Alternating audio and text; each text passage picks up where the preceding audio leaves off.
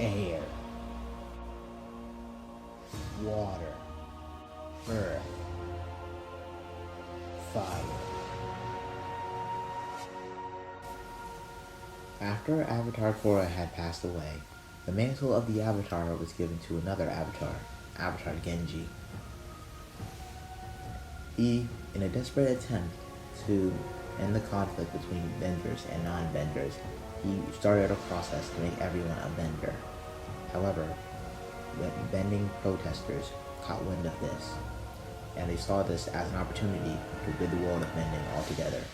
They disrupted the process that would make everybody a bender, and used it to make everybody a non-bender. Avatar Genji had left, not being able to cope with his failure. However, several years later, it was discovered that a child with the ability to glow was discovered in Japan. This was the start of quirks. Soon, the world of bending was forgotten, and the world of quirks started. Even though quirks were introduced and bending had disappeared, the Avatar would not disappear, and a new Avatar would take up the mantle in the form of Izuku Midoriya. This is his story. Bakugo and two other people were attacking Deku and a kid behind him. Bakugo went in for an attack, and Izuku put his hands in front of his face, attempting to block Bakugo's attack. Instead, a gust of air shot out, knocking Bakugo back. Bakugo was livid, but he was also surprised, like everybody else in that area at the time. The next day, Deku went to the doctor with his mom. Deku was revealed to have some sort of new quirk, as the doctors couldn't read it on their monitors. The doctor said he had some quirk where he could control fire, water, and earth. The doctors came to a conclusion that it was a combination of his mother and his father's quirk, because his mother had a psychic quirk and his dad the ability to breathe fire. Bakugo and Deku would not become closer friends because Deku had a quirk. Bakugo would be jealous because he seemingly was inferior to Deku and would bully him even more just to bring him down to Bakugo's level. But this hardly worked, as Deku now felt above Bakugo, like he always feared. During the classroom scene, it was revealed that Bakugo and Deku were planning on applying to UA, the best hero course. Bakugo was angered that Deku was applying to UA, because there was a chance he would get in, and Bakugo wouldn't, and this only angered Bakugo even more. He started taunting Deku, but it wouldn't work, as Deku would just ignore him and walk out of the classroom, so Bakugo still screaming and shouting at him. Deku was walking through a tunnel when a sludge villain starts to attack him. At first, he was scared, but then he immediately shifts gears and starts breathing fire and shooting gusts of air at the sludge villain. However, this would only hold back the sludge villain for a little while, as the sludge villain began to predict some of Deku's attacks, and the more he was able to dodge, the more he got closer to Deku. Until Deku got the idea to waterbend the sewer water. He used that water to freeze the sludge villain. It kept him in place for a little while, and then All Might appeared. He was like, "I am here!" Oh, you've already got this guy. Alright, nice job, kid. You want to help me bottle him up? Deku was hysterical, but he composed himself to not look like a complete weirdo in front of his idol. While they're bottling the sludge villain, Deku asked All Might if he would make a good hero. All Might was shocked, as Deku had already taken down a villain, and was confused why Deku would still doubt his ability to become a hero.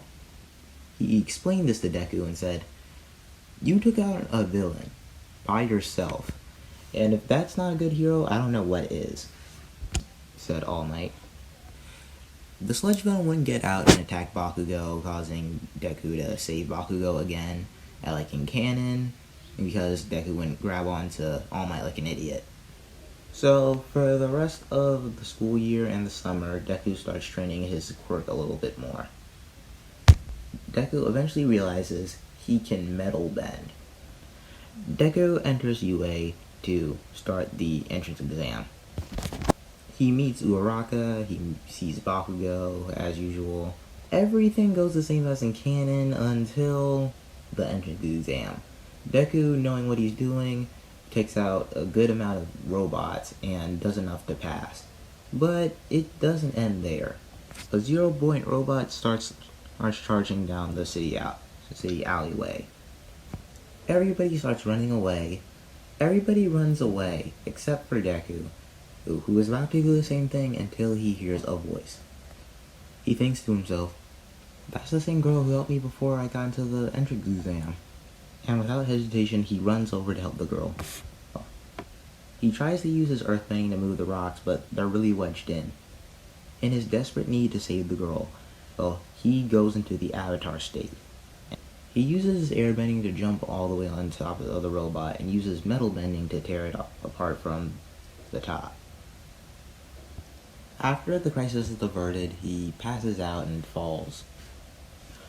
Uraraka is able to stop him from completely hitting the ground by slapping him. Recovery Girl comes to check in on everybody, and she sees Deku and sees that it was just an overexertion of his powers that caused him to pass out. Deku goes home thinking he might have failed the exam because of what he did to save that girl. Until he gets a letter in the mail from UA. He's confused when he only sees a small little piece of tech. But suddenly, a hologram shoots out of All Might saying, "I am here." Midoriya is even more confused than before, saying, "All Might, you're here?" All Might unknowingly answers that he became a teacher at UA, and that's why he will be at UA for the time being. After he explains himself, he tells Midoriya that not only did he pass, he had gotten first place. I don't understand," says Midoriya. All Might explains that he wasn't only graded on his ability to take down villains, as UA isn't just looking for strong heroes. They were trying to see if he would help someone in need. Thus, he has gotten 60 rescue points. And All Might reassured him that the girl that he saved also passed, and that this would be the start of their hero academia. A few days later, Midoriya is told he is supposed to go to Class 1A. He only hopes that Bakugo isn't there. And to his dismay, he was. He was getting into a heated argument with who we know now as Ida Tenya over putting his feet on the desk. Ida apologizes to Midoriya as he was rude to him during the entrance exam and didn't know that Deku was so receptive of what they were looking for in the entrance exam. Midoriya is quick to correct this as he didn't want to take credit for something that he did not do.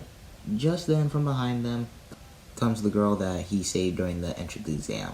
She once again thanks Midoriya as he starts blushing and saying in his head, "She's so close." "If you're here to make friends, this is not the class for you," a very monotone voice said, like the one I'm speaking in right now. They turn around to see a middle-aged man laying on the floor in what appeared to be a sleeping bag.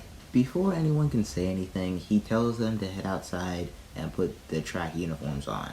When everybody heads outside, they ask about orientation and what's going on.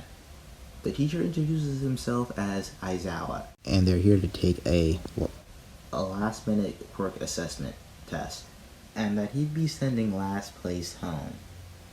Motivated by the fear of getting expelled, everybody does their best on the exam. Deku is doing a lot better because he has a better Quirk for this exam. He mainly uses his airbending for tests that require extra power. The running, the throwing, and the long jump, if you want to get specific. Deku is in first place at the end, to Bakugo's dismay, and to the surprise of Shoto Todoroki. Last place, unfortunately, reads Minoru Mineta, but however, Aizawa says he wasn't planning on taking anybody out. For you to spam me in the comments saying that, oh, he was planning on kicking someone out, he just didn't because Deku was in last place and he impressed him. And But if I could connect it out, that's a bunch of plot holes that I don't feel like filling in. Maybe I'll do it for my next what if, but definitely not this one. And in the afternoon, everybody introduces themselves to their brand new classmates. Deku introduces himself to Uraraka as Izuku Midoriya instead of Deku Midoriya, as Bakugo didn't feel the need to pretty much attack Deku. And Ochako and Ida introduced themselves to Midoriya as they walk to the train station. The next day, all the students are caught off guard when they realize All Might will be teaching this class. All Might says that they have costumes and they should head out to the training area, as today they will be doing a training exercise. I forgot to talk about Deku's new costume. He has a jug on the back of his costume to store water for water bending, and he has other tools such as his souls that can help him with his seismic sense, and he just used the color of his outfit because I felt like changing the color of his outfit. He also has goggles that help him whenever he's using his bending to move around really quickly, and there you go. All Might explained that for this training exercise, there will be heroes and there will be villains. The villains will be guarding a missile that will go off in a few minutes, and the heroes are supposed to stop them before time runs out. The teams are normal as in canon. Uraraka and Deku get to talking, and Deku tells Uraraka about Bakugo and his history as they prepare for this match and come up with a plan. Ida is trying to come up with a plan, while Bakugo is just going off about how he hates Deku the whole time. When the time starts, Deku uses his seismic sense to see where the bomb is, and where Ida is, and where Bakugo is. So it's even less of a surprise when Bakugo is seen trying to attack Deku. He's able to dodge even easier than in canon, because he knew Bakugo was coming, not only because he knew Bakugo, but because of his seismic sense. He tells Uraraka to go and find the weapon, which he does. Bakugo gets mad at and taunts Deku, saying, "Do you really think you can take me along, you nerd?" Deku simply responds, "I don't need to take you on. I need to stop you before time runs out, and I can do that with ease." Which only angers Bakugo even more. Bakugo throws a fury of strikes at Deku, with Deku just parrying and blocking. He runs around until he's accidentally cornered by Bakugo. Or that's what everybody else thinks. Bakugo throws a giant explosion using his gauntlet. And when the smoke clears, Deku is nowhere to be found, but there is a hole in the wall. And before Bakugo can realize what's going on, it's too late. Deku used his airbending to push himself all the way to the roof, and then used his earthbending to open the roof and drop down. And with that, the heroes had won. Everyone was shocked at how quick Deku had handled the situation. Everyone but Bakugo, who was completely enraged. When asked what they did right and what they did wrong, Yaoyorozu says the only person who did anything wrong was Bakugo. Holding a grudge against Midoriya, Bakugo attacked with no regard for the situation. Paired with his complete lack of cooperation with Ida, led to their unfortunate loss. Bakugo is unable to say anything, not because he is surprised, because he is too angered to even formulate words. The other matches go as in canon. I don't see them changing too much. After this training exercise, everybody introduces themselves to Midoriya. There's Suyu, there's Mineta, there's Kaminari, who's trying to hit on Uraraka, but we don't ship them. Deku runs after Bakugo to talk to him. He asks Bakugo why he's always a jerk to him. Bakugo, "Isn't it obvious? You clearly always look down on me for being weaker than you. You even told me you have such little respect for me." Deku says he's always respected Bakugo. He just never had respect for how Bakugo treated him. Bakugo was surprised by this statement, and he asked Deku, "Really?" "Yeah, Bakugo," says Midoriya. "But if you want me to respect you, you need to respect me." Does that mean you want me to stop calling you Deku? Midoriya says, no, that's fine, I guess. They wouldn't become friends immediately, but this did start to patch up that rift in their friendship that started so long ago. The next day, the media is swarming the school, trying to call All Might for an interview. They start terrorizing the students. They ask them, how is it like working with All Might? Or, is All Might there? They all either try to be polite as they can, or just completely ignore them and run in the school. Until one ambitious reporter tries to get into the school. That's when the school goes into full lockdown mode. Unknown to them all, a dark figure is standing behind them. When lunch starts, Deku is sitting with Ida, Uraraka, and surprisingly, Bakugo. Uraraka asks if Ida is pretty much rich. Ida is a little shy on this response. He answers that his family is all heroes, and his older brother is currently working as Ingenium in the city of Hosu. Bakugo is just sitting listening the whole time, when suddenly the alarm goes off. All the students are trying to run to the emergency exit, and since everybody is such in a confused mess, nobody can actually get out. Before Ida can ask Uraraka to make him float, Deku uses his quirk to make himself fly above everybody else. Everybody calm down, it's just the media. They were trying to get in earlier. They probably triggered the alarm again, shouted Deku. Everybody calmed down and the situation sorted itself out. I just realized I skipped over the part where Deku became class president, but he became class president, and he stayed class president because Ida didn't do that thing, didn't hover above everybody. Later, Class 1A heads to the USJ, where they meet Pro Hero 13. She talks to them about rescue training, and that's what they will be doing today.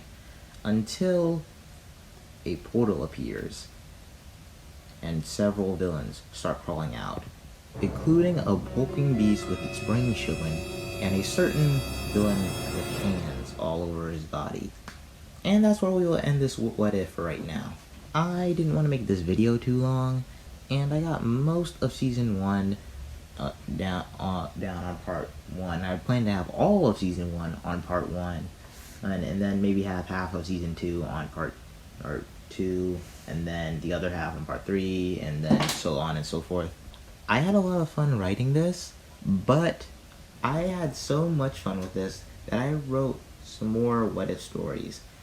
You guys can vote on which one you want next, part 2 of this, or part 1 of the other what if stories. I'll do my best to finish one before I go on to several more. I'm looking at you, what if anime. So like and subscribe, and I'll see y'all next time.